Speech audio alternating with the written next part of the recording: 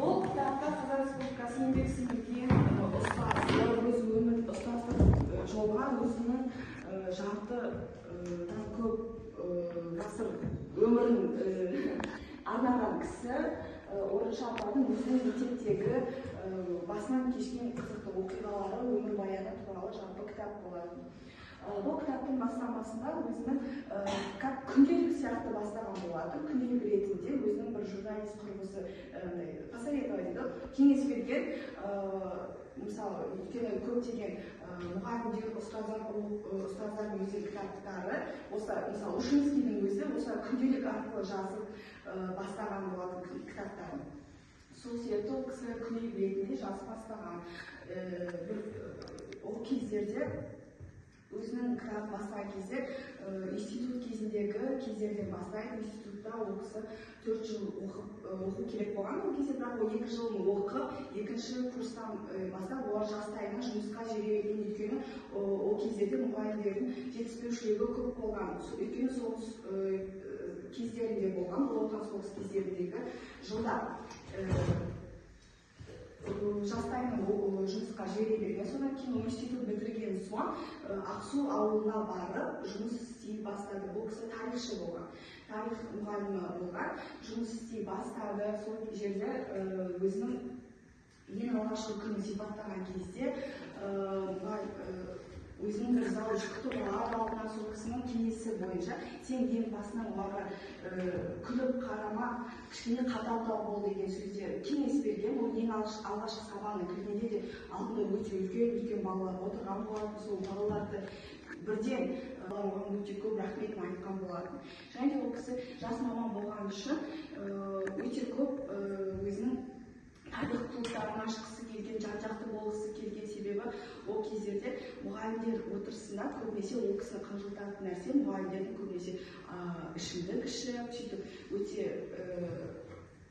сонда отырыстарда ішімдік ішкен болады. Ал ол кісіге ол ұнамайтын. Сондықтан ол кісі барынша тырысатын мұғалімдер отырысында көптеген шаралар ұйымдастыруға. Сол себепті және де сол жылдары жастардың көбісі сол ішімдік ішкен ұнамағандықтан былай түйінеді деп тұр. Ой, ұстаз бен мұғалімнің айырмашылығы дейді. Мұғалім дегеннің бұл баланың тек қана сауатын ашу, сауаттылық өсіру, тек қана пәндік мазмұнды түсіндіру болса, ұстаз дегеніміз ол жан-жақты тәрбиелеу, баланың ішкі жан дүниесін түсіне білу, оған деген дос білу. Егер сіз мұғалім болсаңыз, мұғалім жолын танысаңыз, ұстаз бола білуіңіз керек. Және осы кісінің кітабында айта кеткен сөздері: егер сен ұстаз болсаң, сен тек қана мектепте ұстаз емес, сен тәулік бойы және өмір бойы ұстаз болып өзіңді жақсы ұстау білу керексің деген. Бұл кітаптың жалпы түйіндегім келіп тұрғаны, ұстаз бол, өз уақытын аямау, өзгенің бақытын аялау. Орынша апайдың жарты ғасырдан астам өмірін ұстаздыққа арнау. Осы Жек Руссоның осы сөздерімен толықтай үндеседі. Себебі ол кісі жарты ғасырдан көп уақытын осы мұғалімдікке арнаған үшін осы кісіні намыс ұстаз деп айтуға болады.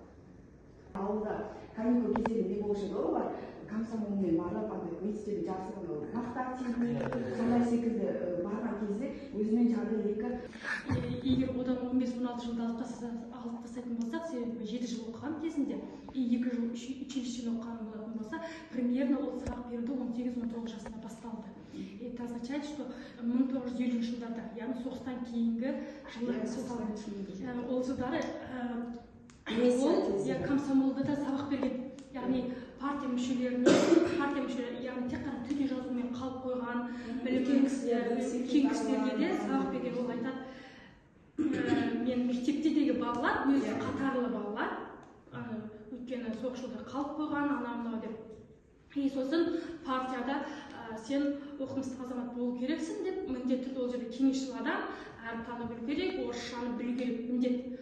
Ол абырой болып саналғандықтан ол кісі партияда да жұмыс жасаған, сабақ берген кешіктіріп. И оны ол кісі өте қатты, өте қатал сабақ берген деп айтады. Сосын жастардың білім алуына өте қатты назар аударған.